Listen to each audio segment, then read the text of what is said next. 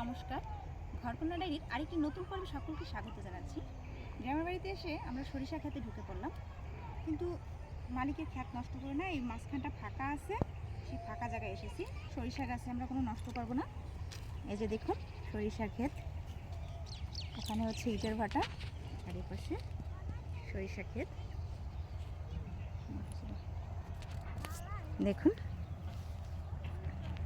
সরিষা ক্ষেত, আর সরিষা ক্ষেতের মধ্যে লাল পরি, দেখুন একে চিনতে পারেন কিনা? লাল পরি, হাত পা বেঁকিয়ে এই পড়ে গেছে, পরি পড়ে গেছে, পরির পাখা ভেঙে পড়ে গেছে। দেখুন কি সুন্দর সরিষা। অবশ্য সরিষা ফুলগুলো এখন শেষ হয়ে গেছে, এখন দানা এসে গেছে, ওই মাথায় একটু একটু ফুল আছে। এই যে দেখুন পুরোটা সরিষা ক্ষেত, ওই পাশে ইটের ভাটা, ওই পাশে সারি দেওয়া গাছ লাগানো,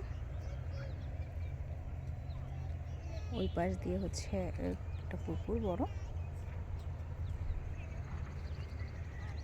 এই যে আসেন, ওই যে আমি শাক তুলেছি, সেই শাকটা ওইখানে হাতে রাখা আছে। দেখেন সরিষা ফুলগুলা। ওই নদীটার নাম তুলাতলি, ওই যে পাশে কিন্তু নদী আছে, তুলাতলি নদী, সামনে তুলাতলি নদী আছে, নদীটার নাম তুলাতলি নদী।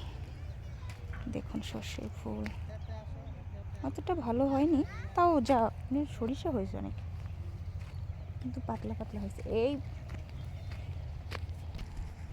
সরিষা ক্ষেতের মাঝে একটি শালিক পাখি এসেছে, দুটো, ও পাশেও আছে। আর এই যে পাশে তুলাতলি নদী।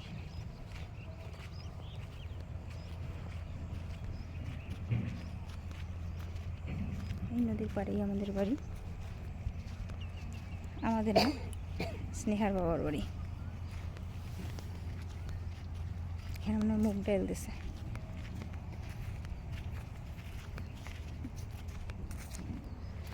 গ্রামের পরিবেশ শান্ত শিষ্ট নিরিবিলি, জয়ী যানজট নেই, কত সুন্দর গ্রামের পরিবেশ। দেখুন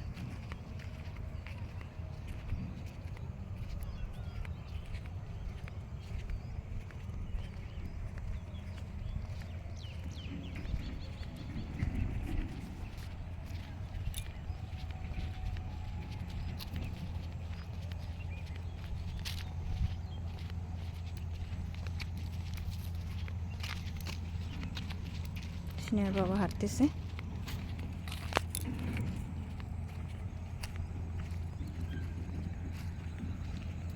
কলাই শাক হাতে নিয়ে হাঁটতেছে।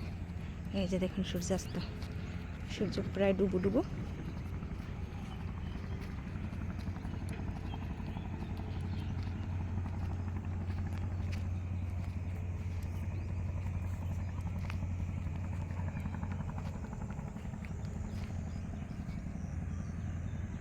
তুলাতলির পারে বাড়ি, দেখুন নদী, সূর্য ডুবে।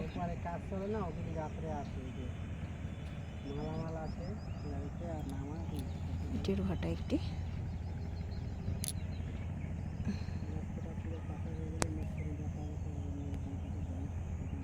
দেখুন এদিক দিয়ে ভিউটা কিরকম। ওই যে তুলাতলি নদীর ব্রিজ, এটা হচ্ছে বাকেরগঞ্জ থেকে, গাছগুলি দেখো, এটা বাকেরগঞ্জের পারে, ওপারেই বাকেরগঞ্জ, এই ব্রিজ থেকে ওপারে নদীর পারে কত সুন্দর গাছ হয়ে গেছে। ব্রিজের গোড়াতে পলিটেকনিক্যাল ব্রিজ আছে, হবে কলেজ হবে মনে হচ্ছে, কাজ চলতেছে।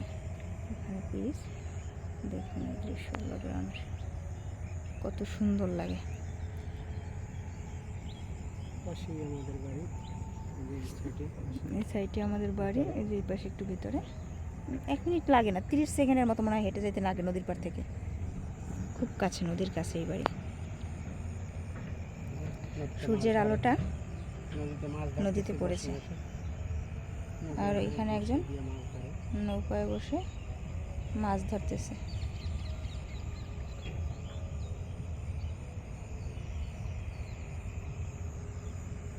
দেখুন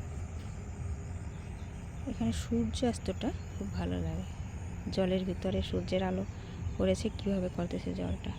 এখন নদীতে বাতাস নেই, জলটা এখন একটু শান্ত। আজকের পর্বটি এই পর্যন্তই, সকালে ভালো থাকবেন।